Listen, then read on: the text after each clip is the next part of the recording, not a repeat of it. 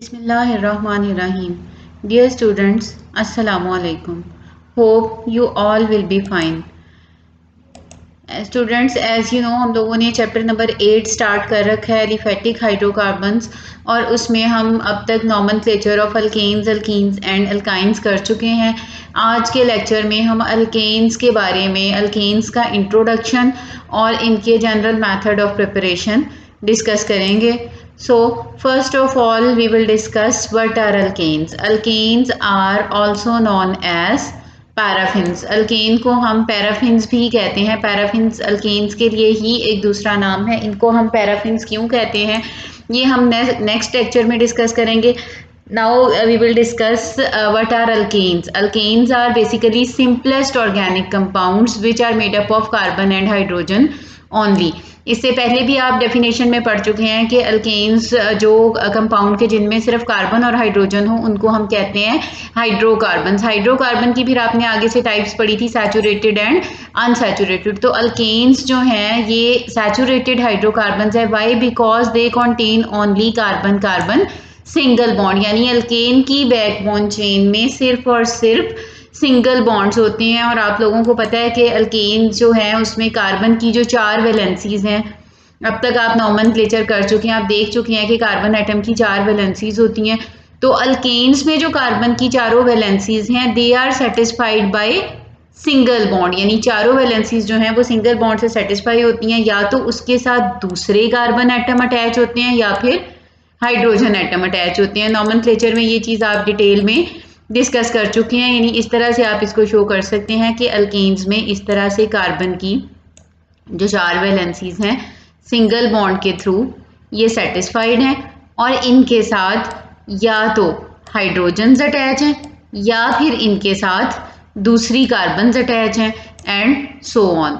तो ये इसी वजह से हम इनको सैचुरेटेड हाइड्रोकार्बन्स कहते हैं। क्यों? क्योंकि इसमें इस कार्बन की जो चारों वैलेंसीज हैं वो सिंगल बॉन्ड के थ्रू सेटिस्फाई होती हैं और इसमें कोई डबल या ट्रिपल बॉन्ड मौजूद नहीं होता। अब अल्केन्स का जहाँ तक जनरल फार्मूला का ताल्लुक है, अल्केन्स का जो जनरल फार्मूला है आप लोग पहले भी पढ़ चुके हैं, ये है CnH2n+2, यानी कार्बन के मुकाबले में हाइड्रोजन जो है वो डबल से भी 2 ज़्यादा होते हैं। इसकी एग्जांपल आप देखिए, जैसे कि आप देखें as in case of methane. Methane का आपको पता है कि फार्मूला क्या है, CH4।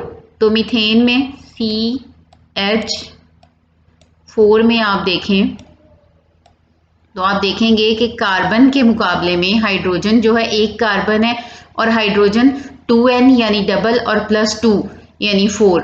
तो इस तरह से ये जो है इसका अल्केन्स का जो है वो जनरल फार्मूला है। इसी तरह से स्टूडेंट्स नेक्स्ट जो है वो हम डिस्कस करेंगे अल्केन्स के बारे में मज़ीद कि इनमें किस टाइप की हाइब्रिडाइजेशन है। हाइब्रिडाइजेशन जो है फर्स्ट ईयर में भी चैप्टर 6 में पढ़ चुके हैं और अब भी चैप्टर 7 में पढ़ चुके हैं। 3 टाइप्स ऑफ हाइब्रिडाइजेशन है। तो अल्केन में sp3 हाइब्रिडाइजेशन होती है। एक बात आप जहन में रखें कि जब भी कार्बन जो है इसके चारों बॉन्ड सिंगल बॉन्ड के थ्रू सेटिस्फाई, इसके चारों वैलेंसीज जो है सिंगल बॉन्ड के थ्रू सेटिस्फाई होंगी तो इसमें हमेशा sp3 हाइब्रिडाइजेशन होगी। तो अल्केन में जितने भी कार्बन होते हैं हर कार्बन sp3 हाइब्रिडाइज्ड होता है। और sp3 हाइब्रिडाइजेशन में आपको पता है कि ज्योमेट्री जो है जब sp3 हाइब्रिडाइजेशन हो तो टेट्राहेड्रल ज्योमेट्री होती है। तो वैसे हम आपको पता है कि जब ये स्ट्रक्चर जाहिर कर रहे होते हैं अल्केन्स का तो उसमें हम ये कार्बन कार्बन बैकबोन जब हम बनाते हैं तो इसको हम इस तरह से स्ट्रेट चेन्स की शक्ल में बनाते हैं। असल में ये स्ट्रेट नहीं होती, ये इस तरह से जिगजैग होती है। क्यों जिगजैग होती है? क्योंकि कार्बन जो है उसकी ज्योमेट्री टेट्राहेड्रल है तो इस तरह से जिगजैग फॉर्म में होती है, लेकिन सिंप्लिसिटी के लिए हम इसको स्ट्रेट बना देते हैं।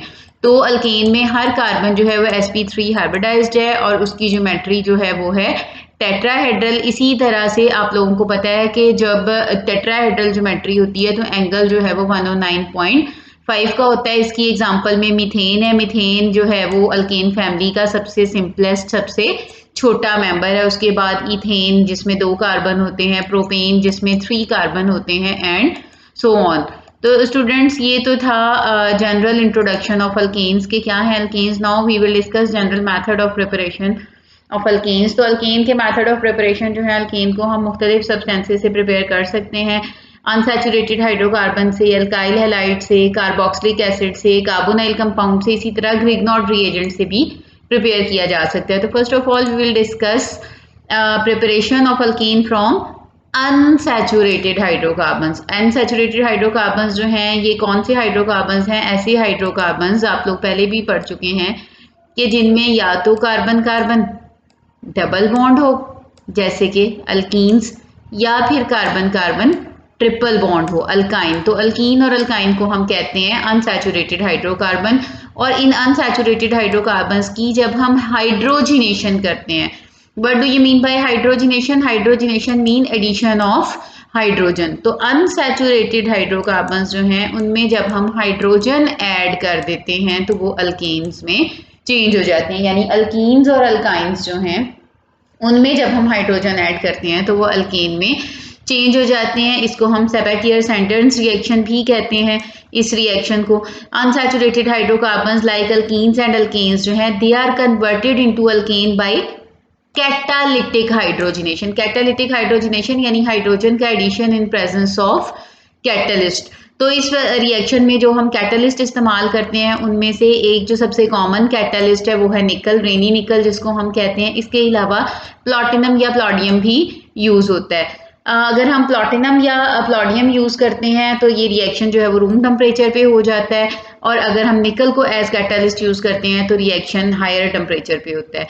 तो ये तो था हाइड्रोजिनेशन यानी एडिशन ऑफ हाइड्रोजन। और इसके लिए जो कैटलिस्ट है हमारे पास या निकल है या प्लैटिनम है या प्लैडियम है, और हम मोस्टली निकल को इस्तेमाल करते हैं क्योंकि ये चीप है। प्लैटिनम और प्लैडियम जो है ये कॉस्टली महंगे कैटलिस्ट हैं। और इसमें जो है बाय डेफिनेशन जो है, जैसा कि मैंने आपको बताया कि हाइड्रोजिनेशन ऑफ अनसैचुरेटेड हाइड्रोकार्बन को हम सेबेटियर सेंटेंस रिएक्शन भी कहते हैं।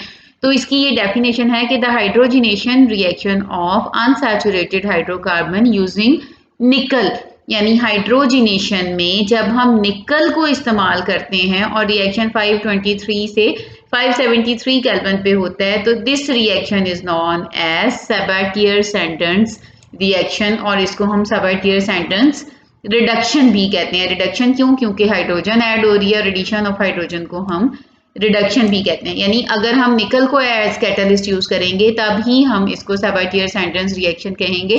प्लैटिनम या प्लैडियम को एज कैटलिस्ट यूज करके फिर हम ये टर्म इस्तेमाल नहीं करते। अब ये रिएक्शन किस तरह से है तो इसमें आप देखेंगे नेक्स्ट, ये आप रिएक्शन देख रहे हैं स्टूडेंट्स, इसमें आपको ये जनरल कोई एक अल्कीन दी हुई है। आर जो है ये कोई भी अल्काइल ग्रुप हो सकता है, मिथाइल, इथाइल। असल चीज़ इसमें क्या है कि आर कोई सा भी ग्रुप हो, रिएक्शन जो है यहाँ कार्बन कार्बन डबल बॉन्ड पे होना है और डबल बॉन्ड पे हाइड्रोजन ऐड होनी है। ठीक है, अब ये आप देख रहे हैं कि आपके पास यहाँ पे स्टूडेंट 2 हाइड्रोजन है, तो एक हाइड्रोजन जो है वो एक कार्बन पे ऐड हो जाएगी, इसी तरह से दूसरी हाइड्रोजन जो है वो दूसरी कार्बन पे ऐड हो जाएगी। और इस तरह से आपके पास रिएक्शन में प्रोडक्ट में आप देखिए कि एक हाइड्रोजन यहाँ आके ऐड हुई तो ये हो गया CH2, जो यहाँ पे जो पहले CH2 था इस पे एक हाइड्रोजन आके ऐड हुई तो ये हो गया CH3। इस तरह से अनसैचुरेटेड हाइड्रोकार्बन जो है वो सैचुरेटेड हाइड्रोकार्बन में चेंज हो गया। इसकी इसी तरह से दूसरी आप एग्जांपल देखें कि जब अगर हम इथीन की एग्जांपल लें, इथीन में हम हाइड्रोजन ऐड करें, ये कार्बन कार्बन डबल बॉन्ड है, एक हाइड्रोजन कार्बन नंबर 1 पे ऐड होगी, दूसरी हाइड्रोजन कार्बन नंबर 2 पे ऐड होगी, और ये हमारे पास CH3 इथेन में चेंज हो जाएंगे एंड सो ऑन। अब ये रिएक्शन जो है इसमें इसकी इंडस्ट्रियल इम्पोर्टेंस भी है। इंडस्ट्रियली भी ये अहम है कि इंडस्ट्रियली हम इसको कैसे किस लिए इस्तेमाल करते हैं कि जो वेजिटेबल घी बनाते हैं, वनस्पति घी जिसको हम कहते हैं, जो हम कुकिंग में इस्तेमाल करते हैं, तो उसके लिए जो वेजिटेबल ऑयल है, जैसे प्लांट से हम ऑयल लेते हैं, सोयाबीन के सीड से, सनफ्लावर से, तो उस ऑयल की हाइड्रोजिनेशन की जाती है। यानी इसी तरह से उस ऑयल में, वो ऑयल अनसैचुरेटेड होता है, उसमें हाइड्रोजन ऐड की जाती है निकल की मौजूदगी में, तो फिर वो घी में चेंज हो जाता है। तो ये जो है ये इंडस्ट्रियली इस रिएक्शन की इम्पोर्टेंस है।